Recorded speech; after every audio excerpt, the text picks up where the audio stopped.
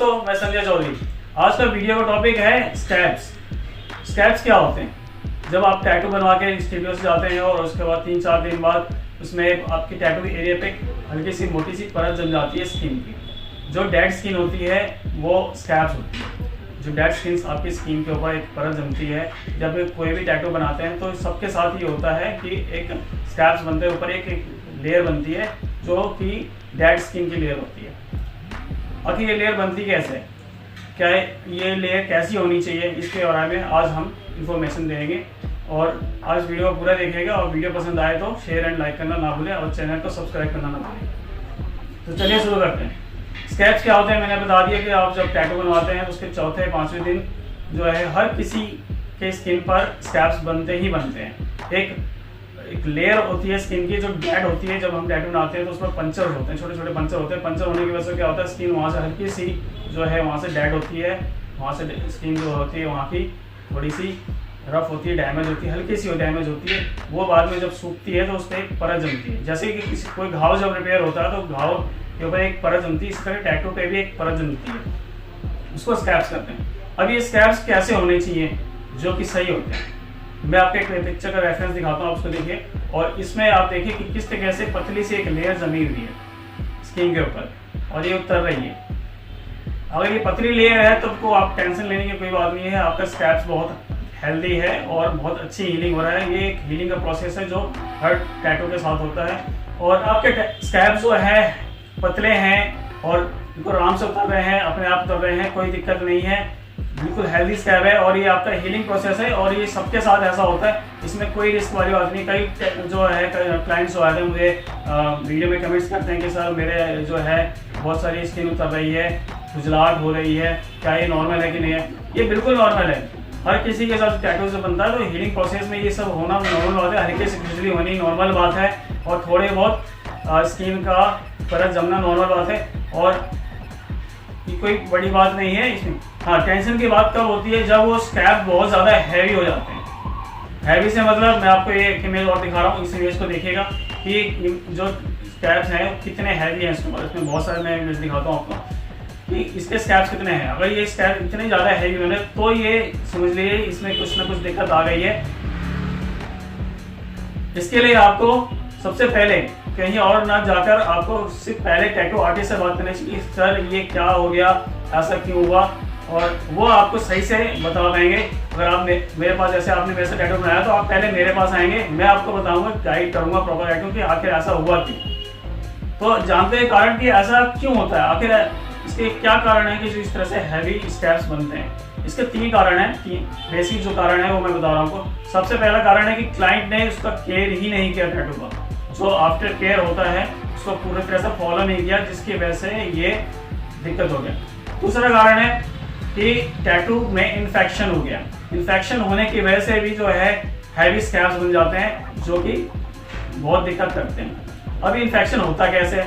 Infection होने के बहुत सारे कारण हैं कि आपने जैसे उसकी केयर नहीं की, वो तो है ही है।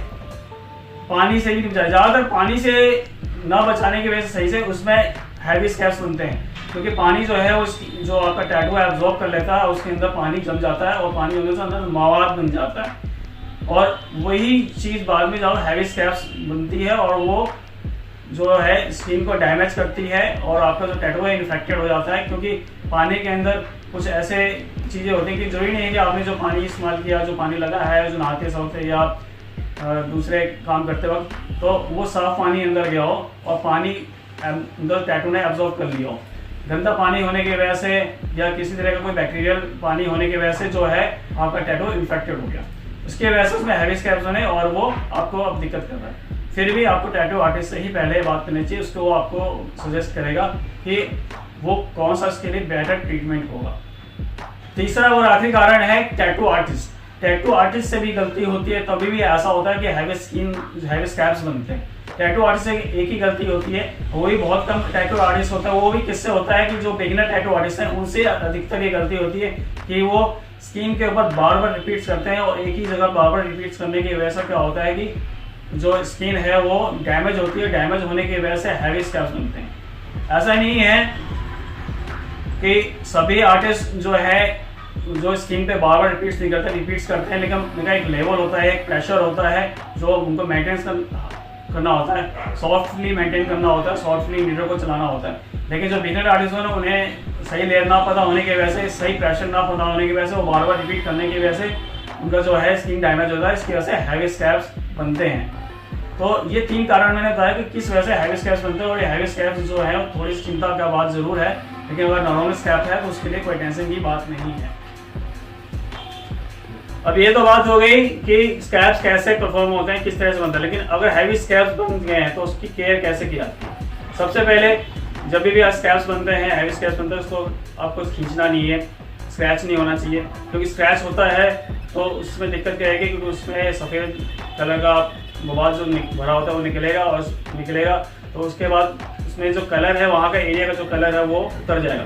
तो उसको सबसे पहले हमें इस बात का ध्यान रखना है कि आपने इसको स्क्रैच नहीं करना है। स्क्रैच तो नॉर्मल जो टैटू है उसको भी नहीं करना होता, जो नॉर्मल स्क्रैच है उसको भी नहीं करना होता है, ठीक है। हैवी स्क्रैच को तो बिल्कुल ही अवॉइड करना होता है। दूसरा स्टेप है कि स्क्रैच को ड्राई रखना है। अब ड्राई कैसे रखना है? सबसे पहले आपको ड्राई रखने के लिए उस पर टैटू लोशन या जो भी आप क्रीम यूज़ कर रहे हैं वो लगाना बंद कर देना है, बिल्कुल ही उस पर कुछ लगाना ही नहीं है, उसको कुछ समय के लिए खुला छोड़ देना है। और कभी कभी आप उसको गर्म पानी से साफ़ कर सकते हैं, साफ़ करके उसको टैपिंग करके आप उसको साफ़ करना है, किसी चीज़ से रगड़ के साफ़ नहीं करना है, और उसको पूरी तरह से ड्राई होने देना है। जब आपका जो स्क्रैब है पूरी तरह से ड्राई होगा, जब तक पूरी तरह से ड्राई नहीं होगा तब तक वो रिपेयर नहीं होगा, इसलिए इसको ड्राई रखना बहुत ज़्यादा ज़रूरी है। किसी तरह कोई क्रीम या ऑयल नहीं लगाना है।